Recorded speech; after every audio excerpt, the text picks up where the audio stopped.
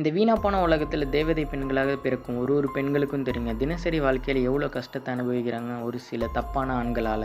அப்படி உச்சக்கட்ட கொடுமையை அனுபவிச்ச ஜுங்கோ ஃபருடோ அப்படின்ற 17 வயசு ஜப்பான் நாட்டை சேர்ந்த பெண்ணை பற்றி தாங்க நம்ம பார்க்க போகிறோம். இந்த வீடியோக்கு நீங்கள் லைக் பண்ணுறீங்களோ இல்லையோ கண்டிப்பாக எல்லாருக்குமே ஷேர் பண்ணுங்கள். இந்த விஷயத்தை பற்றி எல்லாருமே தெரிஞ்சுக்கணுங்க. ஜுங்கோ ஃபருடோ அப்படின்ற பெண்ணுக்கு 17 வயசு ஆகுதுங்க. இவங்க ஸ்கூல் படிச்சுட்டு இருக்காங்க. இவங்க ஒரு மிடில் கிளாஸ் ஃபேமிலியை சேர்ந்தவங்க தாங்க.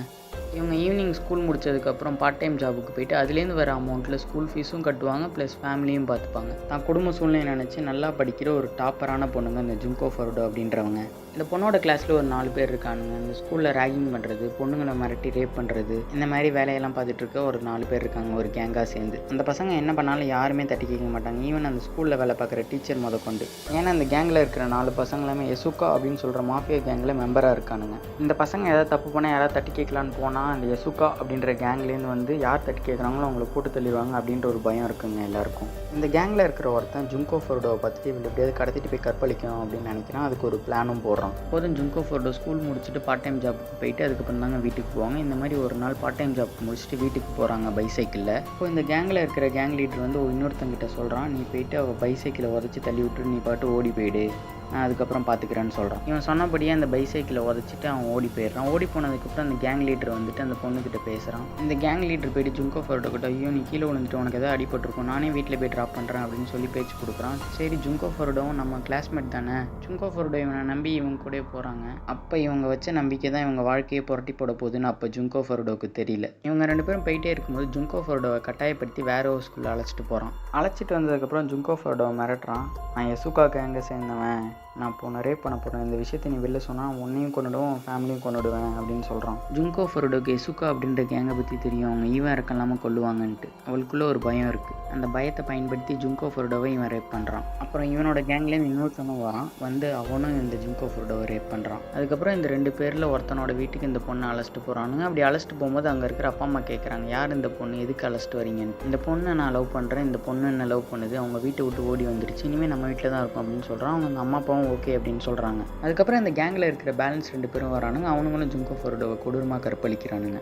இவனுங்க பண்ணுற கொடுமை பத்தாதுன்னு மற்ற ஆண்களையும் கூட்டு வந்து ஜுங்கோ ஃபருடோவை கற்பழிக்க வைக்கிறானுங்க. இந்த மாதிரி கிட்டத்தட்ட 100க்கும் மேலே ஆண்கள் வந்து நம்ம ஜுங்கோ ஃபருடோவை கற்பழிச்சிருக்காங்க ஒரு 44 நாளில். 500 தடவைக்கு மேலே இந்த ஜுங்கோ ஃபருடோவை கற்பழிச்சிருக்காங்க. இந்த மாதிரி அது மட்டும் இல்லைங்க, பீர் பாட்டில் எடுத்து ப்ரைவேட் பாட்டுக்குள்ளே ஓடுறது, ப்ரைவேட் பாட்டில் சிகரெட்டை பிடிச்சிட்டு அதுக்கப்புறம் சிகரெட்டை வைக்கிறது, ஜுங்கோ ஃபருடோக்கு எந்த ஃபுட்டும் கொடுக்காம அவங்களோட கழிவை அவங்களே சாப்பிட வைக்கிறது, லைட்டர் எடுத்து ப்ரைவேட் பாட்டில் கொளுத்துறது, பெட்ரோல் ஊற்றி குண்டூசி எடுத்து நகத்துக்குள்ளே குத்துறது, இன்னும் நிறைய கொடூரமான விஷயங்கள்லாம் பண்ணியிருக்கானுங்க. ஆனால் என்னால் சொல்ல முடியுங்க, எனக்கே ஒரு மாதிரி இருக்குது. இந்த பொண்ணை ஒரு கேரி பேக்குள்ளே போட்டு பஞ்சிங் பேக், அந்த ஜிம்மெல்லாம் யூஸ் பண்ணுவாங்கள்ல அந்த மாதிரி பேக்காகவும் யூஸ் பண்ணியிருக்கானுங்க. எல்லாரும் அடித்து இந்த கொடுமையெல்லாம் தாங்க முடியாது. ஜுங்கோ ஃபருடோ எனக்கு கொன்னுடுங்க, இந்த டார்ச்சர்லாம் என்னால் தாங்க முடியல அப்படின்னு கத்தி கதறா.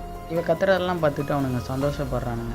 ஜுங்கோ ஃபருடோ இந்த இடத்துலேருந்து எப்படியாவது தப்பிக்கணுன்ட்டு ஃபோன் எடுத்து போலீஸ்க்கு ஃபோன் பண்ணுறா. அப்படி ஃபோன் பண்ணும்போது அந்த கேங்லேருந்து ஒருத்தன் பார்த்துட்றான். பயத்தில் ஜுங்கோ ஃபருடோ ஃபோனை கீழே வச்சிடுறாங்க. வச்சதுக்கப்புறம் போலீஸ் ரிட்டர்ன் கால் பண்ணுறாங்க. பண்ணும்போது இந்த கேங்லேருந்து ஒருத்தன் ஃபோன் எடுக்கிறான். சாரி ராங் நம்பர் தெரியாமல் அடிச்சிட்டோம் அப்படின்னு சொல்லிட்டு ஃபோனை கட் பண்ணிடுறான். இந்த மாதிரி ஜுங்கோ ஃபருடோ போலீஸ் கால் பண்ணதுனால இவளுக்கு ஒரு பெரிய தண்டனை கொடுக்கணும்னு அந்த கேங்கில் இருக்கவங்க முடிவு பண்ணுறானுங்க. ஜுங்கோ ஃபருடோட ப்ரைவேட் பார்ட்டில் கொஞ்சம் பெட்ரோல் ஊற்றுறானுங்க, கால்லையும் பெட்ரோல் ஊற்றுறானுங்க, கொளுத்தி விடுறாங்க. அதே இடத்துல கதறி நம்ம ஜுங்கோ ஃபருடோ இறக்குறாங்க. ஜுங்கோ ஃபருடோ செத்ததை எப்படியாவது மறைக்கணும்னு அந்த 4 பேரும் முடிவு பண்ணுறாங்க. அந்த 4 பேரும் சேர்ந்து ஜுங்கோ ஃபருடோ ஒரு கேரி பேக்குள்ளே போட்டு கன்ஸ்ட்ரக்ஷன் சைட் நடக்கிற இடத்துல கான்க்ரீட் தூண் இருக்குங்க, அதுக்குள்ளே இவளோட பாடியை போட்டுடுறாங்க. படம் எல்லாம் முடிஞ்சுன்னு இந்த 4 கொடூரனுங்களும் இருக்கானுங்க. அதுக்கப்புறம் இன்னொரு பொண்ணை சூஸ் பண்ணி கற்பழிக்கிறானுங்க. அப்படி கற்பழிக்கும் போது மாட்டிக்கிறானுங்க போலீஸில். இந்த 4 பேரையும் கொண்டு போய் விசாரிக்கும் போது ஒருத்தன் தெரியாதமா உழையிறான், எப்படி ஜுங்கோ ஃபருடோ கேஸையும் கண்டுபிடிச்சிருவாங்க போலன்ட்டு. அதுக்கப்புறம் தான் ஜுங்கோ ஃபருடோ கேஸை பற்றி தெரிய வருது. கிட்டத்தட்ட 44 நாள் வீட்டிலேயே அடைச்சி 500 தடவைக்கு மேலே அவங்களை கற்பழித்து, அதுவும் கிட்டத்தட்ட 100 ஆண்கள் சேர்ந்து. இந்த குற்றம் நடக்க காரணமாக இருந்த அந்த 4 பேரில் இந்த கேங்கோட தலைவனுக்கு 20 வருஷம் ஜெயில் தண்டனை தராங்க. இன்னொருத்தனுக்கு வந்து 10 வருஷம், இன்னும் 2 பேருக்கு வந்து 7 வருஷம். அதேமாதிரி ஜுங்கோ ஃபருடோ பேரண்ட்ஸ்க்கு ஒரு குறிப்பிட்ட அமௌண்ட் வந்து கம்பன்சேஷனாக அந்த 4 ஃபேமிலியை சேர்ந்த எல்லாருமே கொடுக்கணும் அப்படின்னும் கவர்மெண்ட் உத்தரவிடுது. இந்த மாதிரி கொடூரமான விஷயங்களை பண்ணுற தப்பான ஆண்களுக்கு என்ன தண்டனை கொடுக்கலாம்னு நீங்கள் நினைக்கிறீங்க? ஏதோ ஒரு நாட்டில் தானே நடக்குது அப்படின்னு நினைக்காதீங்க. நம்ம நாட்டிலேயே நடக்குது. ஒரு சில விஷயம் வெளில வருது, ஒரு சில விஷயம் வெளில வரல. உங்கள் வீட்டில் வளர்ந்து வர ஒரு ஆண்மகன் இருந்தாங்கன்னா அவங்ககிட்ட பேசுங்க, பொண்ணுங்கிட்ட எப்படி நடந்துக்கணும்னு சொல்லிக் கொடுங்க. இது ஒரு கூச்சப்படுற டாபிக் இல்லைங்க, இதை நம்ம சொல்லிக் கொடுக்கணும் அப்படின்ற கட்டாய காலத்தில் நம்ம வந்து இருக்கோம். இந்த வீடியோ லாஸ்ட் வரைக்கும் பார்த்த எல்லாருக்குமே ஒரு சல்யூட்ங்க. இந்த வீடியோ பற்றி நீங்கள் என்ன நினைக்கிறீங்கன்றதை கமெண்ட் செக்ஷனில் கமெண்ட் பண்ணுங்கள்.